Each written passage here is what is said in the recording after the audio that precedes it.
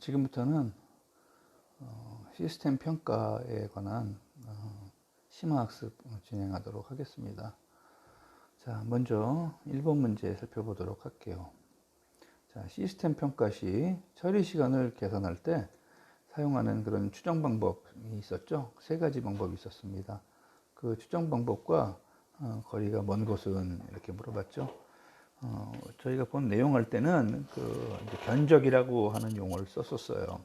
그래서 세 가지 방법은 이제 입력에 의한 계산 방법, 그 다음에 컴퓨터에 의한 계산 방법, 컴퓨터는 이제 프로그램에 의한 계산 방법이죠. 그 다음에 이제 추정에 의한 계산 방법, 이렇게 세 가지 방법이 있었습니다. 그래서 정답은 2번이 잘못된 거고요. 자, 먼저 입력에 의한 계산은 뭐 간단하게 설명을 오른쪽에 화면에 보여드렸어요. 프로세스 흐름도를 바탕으로 이제 각 표준 패턴 안에 대한 그런 복잡도 이런 것들을 가지고 처리 시간을 계산을 하는 방식이라고 그랬죠. 그다음에 이제 컴퓨터에 의한 계산 방식은 프로그램을 돌려서 자동적으로 처리 시간을 계산을 해보는 그런 방식입니다. 끝으로 추정에 의한 계산은 시스템을 설계한 사람이 논리적인 그 흐름도를 가지고 또 경험을 가지고 이렇게 해서 이런 것은 경험상 이 과정을 하는 데는 대략 어느 정도의 시간이 걸릴 것이다, 이렇게 추정하는, 말 그대로 예상하는 그런 방식입니다. 자, 두 번째는 이런 거죠. 시스템 개발에 있어서 모든 단계마다 사실은 그 문서를 만드는 과정이 포함되어 있습니다. 그런데 이와 같은 그 문서의 효과에 대한 설명 중에서 가장 적절하지 못한 것은 물어봤어요. 자, 그래서 이 문서화라는 것은 시스템 개발 단계의 요식적 기능이다. 요식적이다, 형식적이다 하는 게 아니에요. 굉장히 실질적인 그런 행동이죠. 반드시 해야 하는 그런 행위입니다. 그래서 정답은 1번이지만 2, 3, 4번은 이제 맞는 얘기겠죠. 그래서 효율적으로 소프트웨어 개발을 하고 그 개발된 소프트웨어를 관리하는데 이 문서화하면 편하다. 또 시스템 개발 중 추가 또는 변경사항으로 인해서 혼동을 일으키지 않도록 이렇게 그 혼란을 방지한다. 그리고 시스템 개발 후에 유지 보수가 쉽다. 이런 것은 이제 그 문서화의 효과죠. 이 밖에 이제 다른 여러 가지 효과들이 있는데 그것은 여러분들 화면 오른쪽에 보이는 내용이죠. 저희가 이제 수업에 이런 내용을 가지고 설명을 해드렸습니다. 그래서 참고로 여러분들 이 내용을 한번 다시 한번 정리를 한번 해주세요.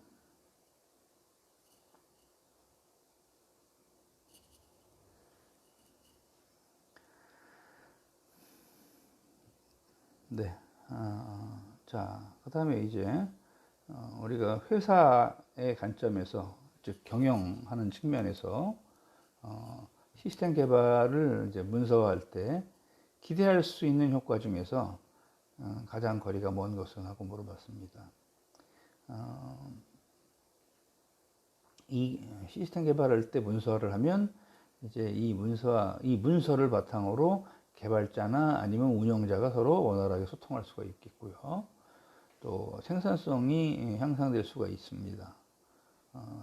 또한 정보가 축적돼서 나중에 교육용 자료로 활용할 수도 있죠.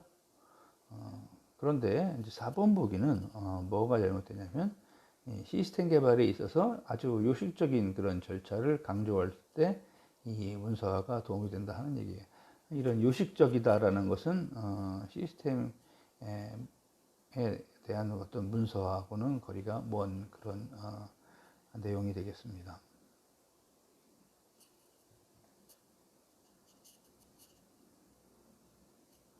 자, 이번에 살펴볼 질문은요. 자, 우리가 신뢰성 평가를 하는데 시스템이 고장이 났어요. 그래서 그 고장을 수리했습니다. 그죠? 고장이 완료됐다 하는 것은 고장이 수리가 됐다는 얘기죠. 그래서 수리되면 이제 사용할 수 있게 되겠죠. 그래서 사용할 수 있게 된 이 시점부터 다음 고장이 발생할 때까지 이거를 이제 우리가 사용 기간이라고 할 수 있는데, 그 가동 시간의 평균 값을 의미하는 용어는 뭐냐 하는 겁니다. 그래서 우리가 이제 뭐 카운트, 그냥 쉰다는 거죠. CTTF는 뭐 뭔지 모르겠어요. MTBF는 Mean Time Between Failure죠. 즉 장애와 장애 사이의 시간이기 때문에 이게 이제 사용 시간, 가동 시간이 됩니다. 그래서 정답은 MTBF 3번이 됩니다.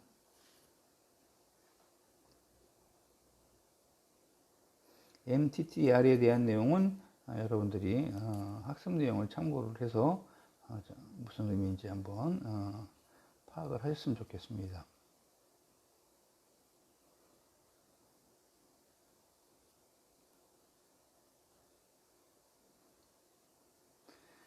자, 그 다음 문제는 다음 중 문서 주제를 작성할 때 유의할 사항으로 적절하지 않은 것은 무엇입니까? 라고 물어봤습니다. 문서 주제를 작성할 때는 이제 몇 가지 주의사항, 지침이 있었죠. 그 지침을 여러분들 화면 오른쪽에다가 제가 표시를 했습니다. 그래서 이거는 나중에 이제 문제를 풀어보시고 참고로 하시고요. 일단 오른손으로 살짝 가려주시고, 일단 동사형으로 표현하다, 뭐뭐 하자, 뭐뭐 하기, 이렇게 표현하는 겁니다. 그 다음에 일관된 용어를 쓴다. 처음부터 자료라고 썼으면 쭉 자료로 쓰는 거고요. 데이터라고 썼으면 쭉 데이터라고 쓰는 게 낫겠죠.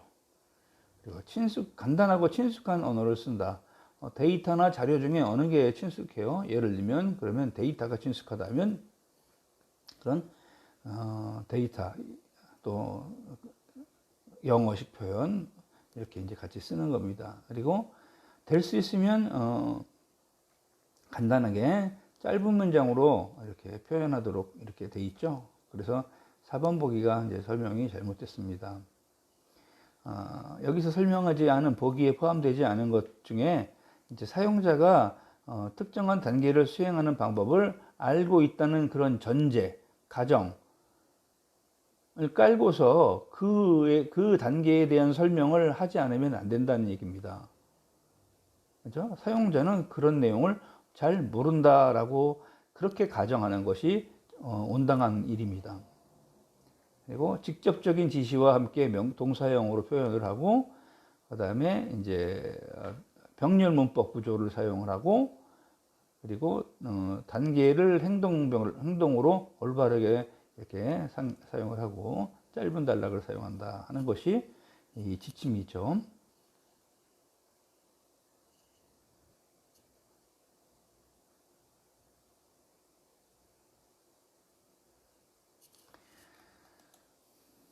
네, 다음 문제입니다.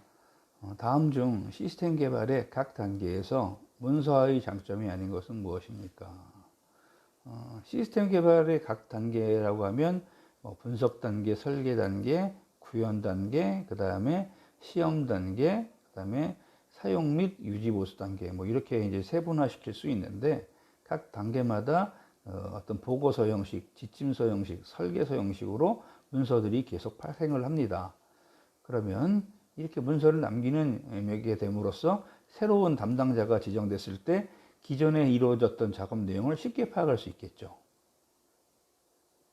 그리고 이 제품, 시스템을 사용하는 중에 기능 변경이나 아니면 구조 변경이나 이런 게 생기면 그것에 대해서 변경하거나 유지 보수하기가 쉽습니다. 그 다음에 시스템 개발 담당자와의 원활한 소통이 이 문서를 통해서 가능해지고요. 그리고 이제 이런 그 표준 개발 어떤 구조, 이런 것들을 문서화 시킴으로써 시스템 간 호환성이 용이하고요. 그리고 이런 대규모 시스템뿐만이 아니라 어떤 시스템 개발에 굉장히 도움이 줄 수 있죠. 그래서 장점이 아닌 것은 일단 4번으로 이렇게 여러분들이 고르시면 되겠습니다. 시스템 개발팀에서 시스템을 개발하는 팀에서 그것을 운영하는 팀으로 인수인계가 용이하고, 그다음에 내용은 보통 작성할 때 알아보기 쉬운 내용으로 이렇게 작성한다 그랬죠. 그래서 그런 내용을 새롭게 갱신하거나 또 그것을 유지보수하는데 좀 더 철저하게 사용할 수가 있고요. 그 다음에 여러 사람의 개발자가 병행해서 병렬로 개발을 할 수가 있고요. 그리고 프로그램이라는 것은 이제 어떤 개인의 개발자, 특정 개발자의 사유물이 아니라 공유재산이라고 이렇게 얘기할 수가 있습니다. 그리고 어떤 시스템이 변경하더라도 그 혼란을 방지할 수 있고, 이렇게 문서함으로써 운영자의 교육 훈련이 용이하고 관련자들 사이의 의사소통도 이 문서를 통해서 이루어질 수 있습니다.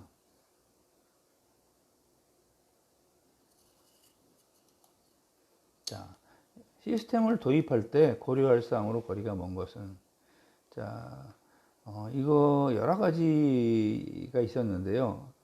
이런 컴퓨터 시스템의 뭐 호환성이라든지 소요 예산이나 운영 조직의 적절성, 즉 확보 가능성, 그 다음에 기기 규모의 적정성, 이런 것들은 도입할 때 고려할 사항이에요. 그런데 이제 프로그래머의 기술력은 여기서 도입해야 될 도입 시에 고려할 사항은 이제 아닌 거죠. 가장 거리가 있습니다. 그래서 이제 4번을 정답으로 고른 겁니다.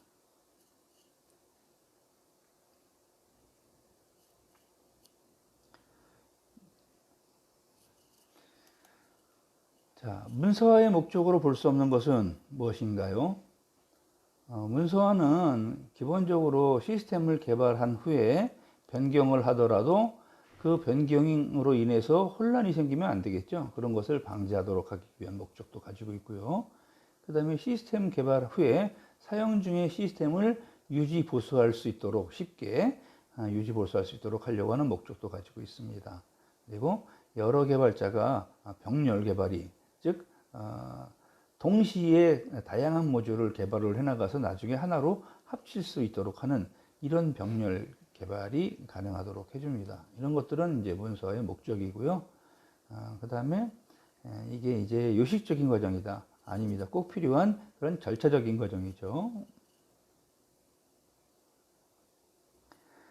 자, 그 다음에 이제 다음 문제는요.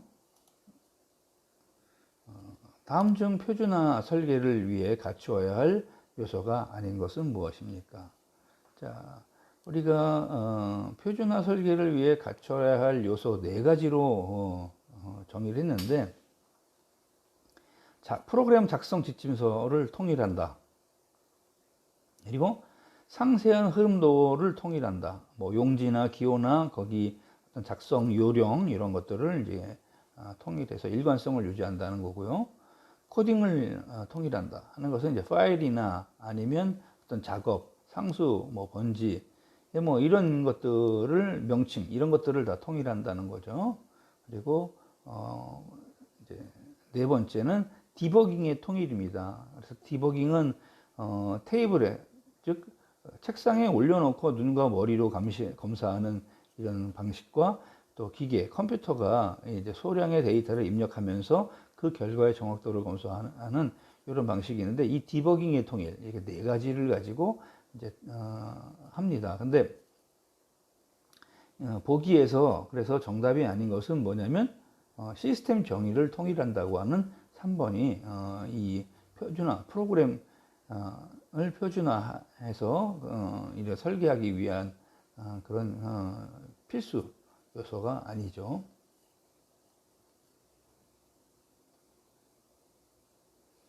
자, 그 다음에 이제 10번 문제는요, 자, 이만큼만 보여드립니다.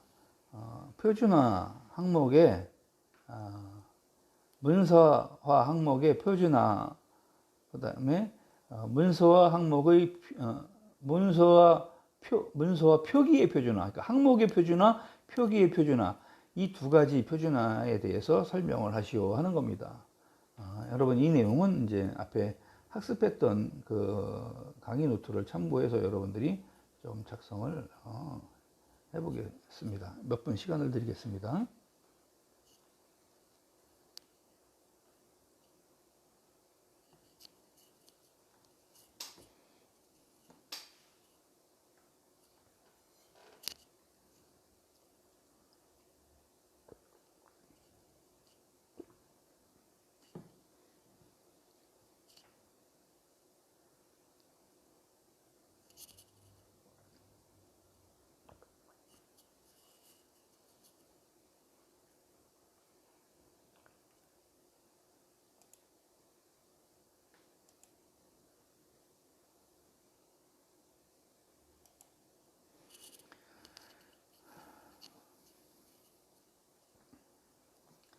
네, 자, 먼저 문서와 항목의 표준화는 이제 소프트웨어를 개발하는 그 방법론이 여러 가지 방법론이 있었죠. 구조적 방법론, 객체지향적 방법론, 이런 게 이런 식으로 있다면 그 방법론에 따라서 분석하고 설계하고 구현하고 테스트하고 유지보수하는 이런 각 단계별 활동이 나타나는데, 이런 활동을 하면서 나타나는 그런 문서와 관련된 항목들이 있을 거 아니에요. 그런 항목들을 중심으로 문서를 만든다 하는 겁니다. 그 다음에 이제 문서와 표기의 표준화는 이 문서를 만들 때 도표나 그 다음에 작성법 이런 것들을 일관되게 사용해서 이 표준화를 달성을 한다 하는 그런 것을 의미합니다. 자, 그 다음 이제 문제입니다.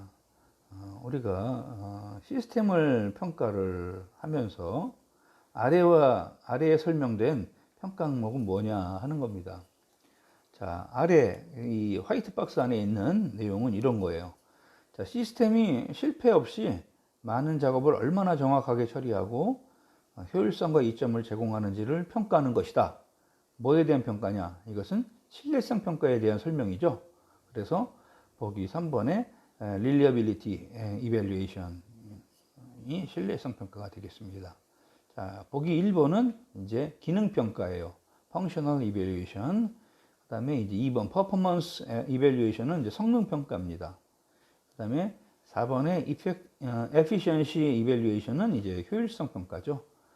영어 표식 표현도 이렇게 같이 알아두셔야 되겠습니다.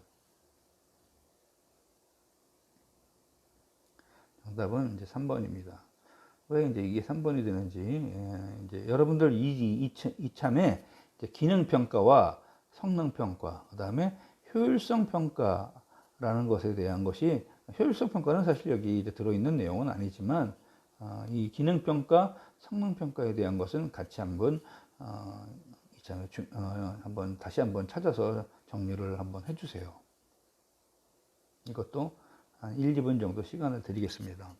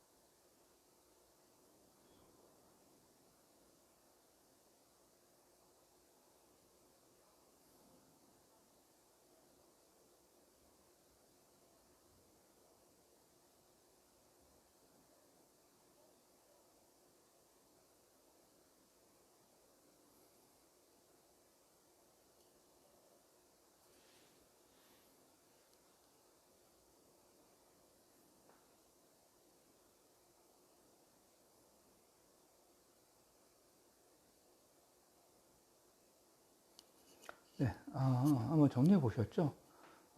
이제 본 학습 내용은 여러분들 잘 알고 계시겠지만 여러분들을 위한 그런 시간이에요. 그래서 제가 이것을 정리하세요, 찾아보세요, 작성해 보세요 하면 그 활동을 여러분들이 같이 해주시는 것이 저를 위해서가 아니라 여러분들을 위해서 도움이 됩니다. 자, 다음 살펴보겠습니다.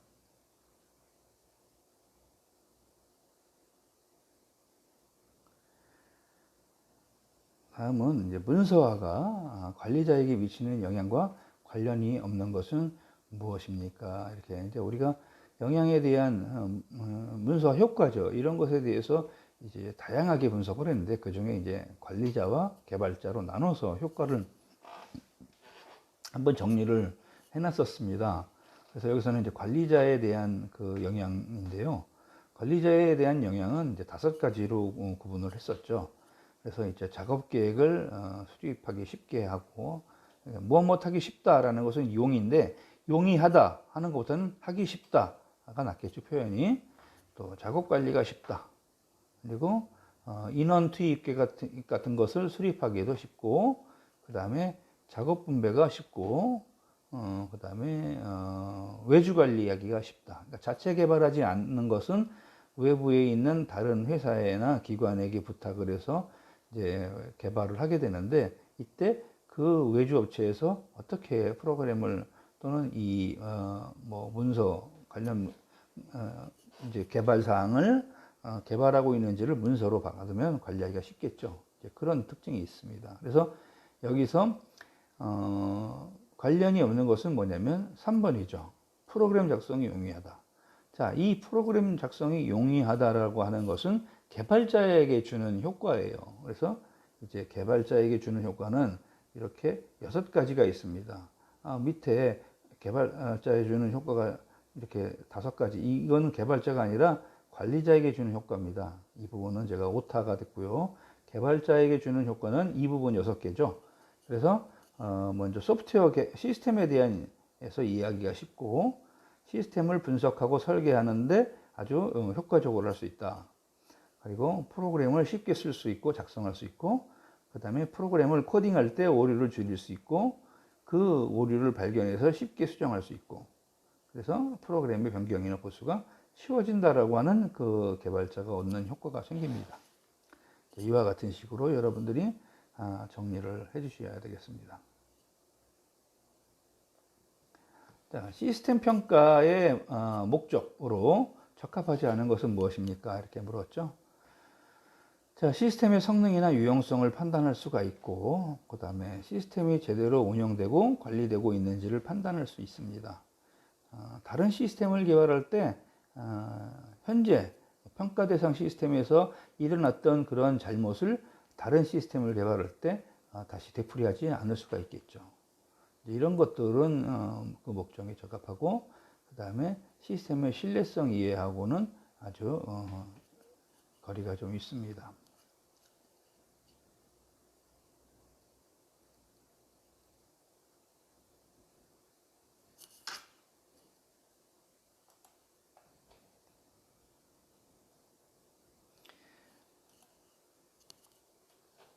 시스템 문서의 표준화 목적과 효과와 거리가 먼 것은 무엇입니까?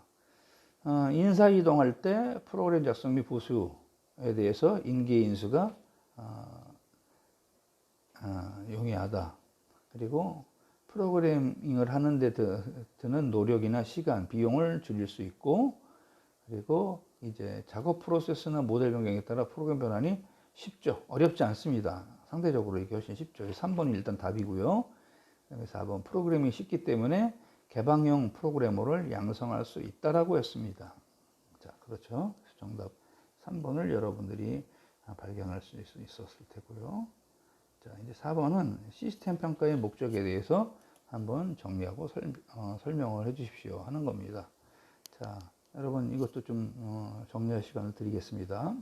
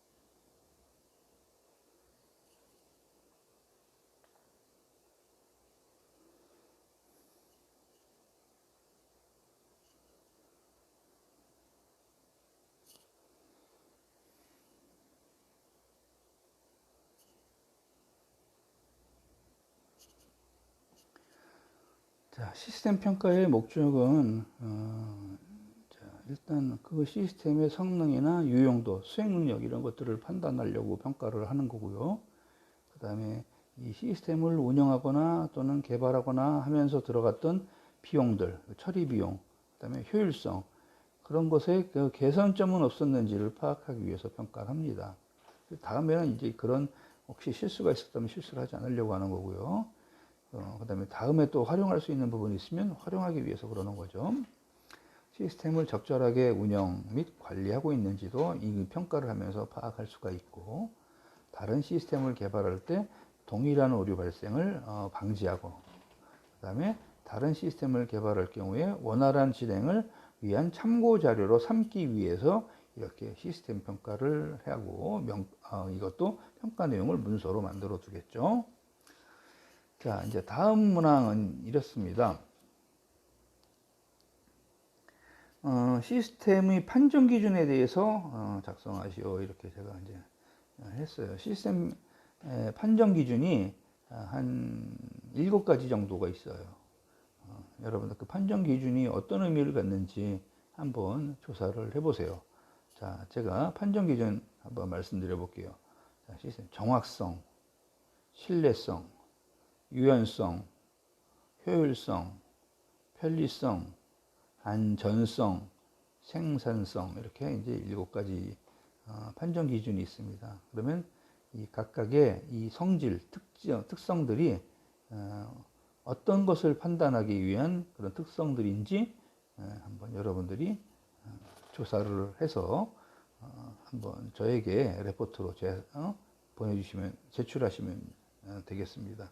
바로 요거입니다. 요거 시스템의 정확성, 신뢰성, 유연성, 효율성, 편리성, 안전성, 생산성에 대한 의미를 여러분들이 이제 작성하셔서 저에게 제출하시는 겁니다.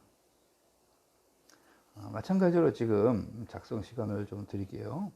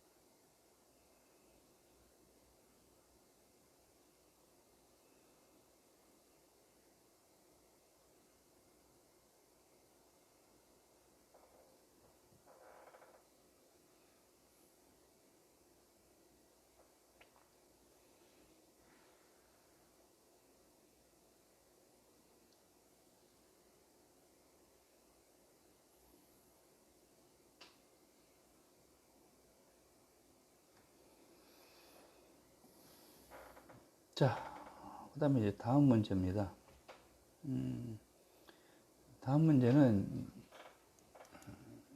자, 다음 시스템 평가의 유형에 대한 설명, 다음 시스템 평가의 유형에 대해 설명하시오. 세 가지죠. 세 가지, 네 가지입니다. 네 가지. 사실은 시스템 평가 요소는 제가 이제 여러분들 학습 교환에서는 6가지를 얘기했고, 그 중에 이제 네 가지만 한번 여러분들이 정리를 하실 수 있도록 이렇게 해보려고요. 6가지가 다 중요하지만, 자, 시스템 품질이라는 게 뭐였죠? 시스템 품질은 정보 시스템 그 자체를 측정하는 거라고 그랬죠. 그래서 그 시스템의 기능이나 어떤 성능 이런 것들을 이제 측정을 하는 겁니다. 그다음에 이제 정보 품질에 대한 평가를 하죠. 이것은 이제 정보 시스템을 통해 나오는 출력물에 대한 그 정확성이라든지 신뢰성 이런 것들을 이제 평가하는 거예요. 그 품질에 대한 평가가 되겠죠. 그다음에 이제 사용자 만족도. 이거 정보 품질 다음에 하나가 이제 정보 조작이 있었죠. 사용자가 이제 나온 그런 결과를 어떻게 매니플레이션 할 수 있느냐 하는 그런 것들을 따질 수 있는 그런 요소도 있다고 그랬습니다. 그다음에 이제 사용자 만족이 있죠. 이거는 이제 정보 시스템 출력 그리고 이제 전체적인 처리 과정에 대해서 사용자가 어떻게 생각하느냐 하는 것을 그 설문 같은 걸 통해서 조사를 하는 겁니다. 그리고 이제 개인적인 영향, 즉 이 개인에게 사용자에게 미치는 영향, 정보 시스템을 사용하면서 그 결과가 이 개인적인 사람, 고객에게 어떤 태도 변화를 일으켰는지 뭐 이런 것들을 파악하는 겁니다. 이렇게 그 시스템 평가 요소를 다른 시각적으로 측면에서 살펴볼 수도 있었습니다. 자, 그 다음에는 또 이런 거예요.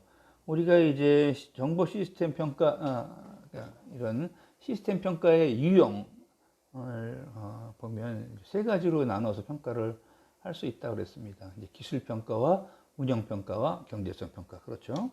그래서 그 중에서 기술 평가라는 게 뭐냐 하는 거예요.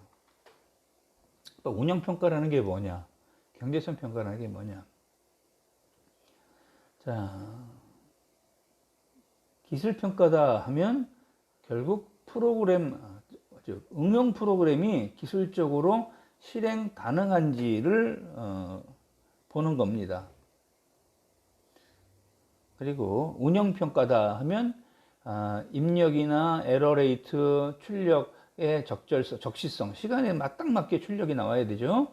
그 다음에 사용 가능한 자원의 활용, 이런 것과 관련돼서 그 어플리케이션을 평가하는 것을 우리가 운영 평가라고 하는 것이고요.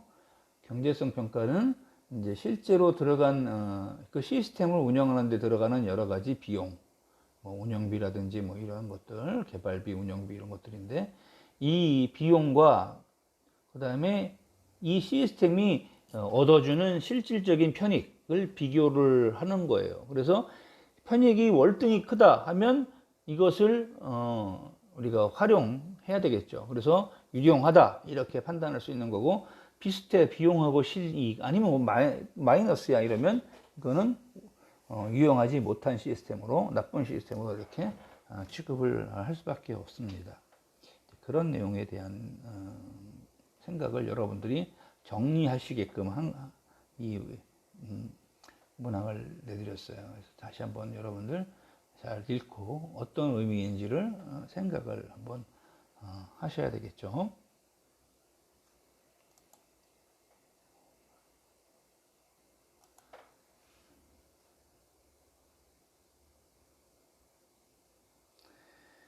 네, 이제 끝으로 묻는 것은 이러죠. 새로 도입된 시스템이 원래 있었던 요구사항을 충족하는지 평가하는 항목이 있습니다. 그 평가하는 항목을 뭐라고 하느냐? 이것을 우리가 이제 시스템 이밸류에이션, 시스템 평가라고 합니다. 시스템 평가.